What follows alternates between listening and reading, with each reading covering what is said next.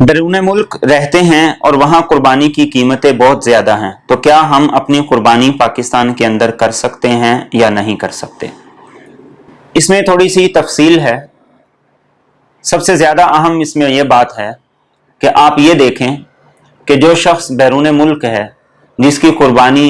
پاکستان کے اندر اس کے عزیز، رشتہ دار یا کوئی ایسا شخص کر رہا ہے جس کو اس نے اپنا وکیل بنایا ہے، تو اس کی قربانی کے درست ہونے کے لیے ضروری ہے کہ وہاں بھی عید کے ایام میں سے کوئی ایک دن ہو اور یہاں بھی عید کے ایام میں سے کوئی ایک دن ہو۔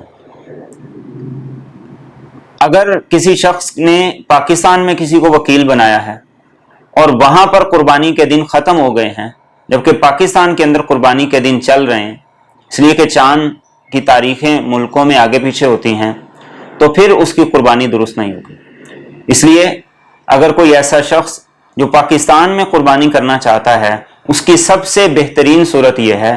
کہ ایسی صورت میں قربانی کی جائے کہ جس ملک میں وہ رہتا ہے وہاں بھی عید کے 3 دنوں میں سے کوئی ایک دن ہو اور پاکستان میں سے بھی عید کے دن سے کوئی دن ہو۔ مثال کے طور پر ہو سکتا ہے ان کی قربانی ایک دن پہلے شروع ہو گئی، تو پاکستان کے اندر دوسرا دن ہوگا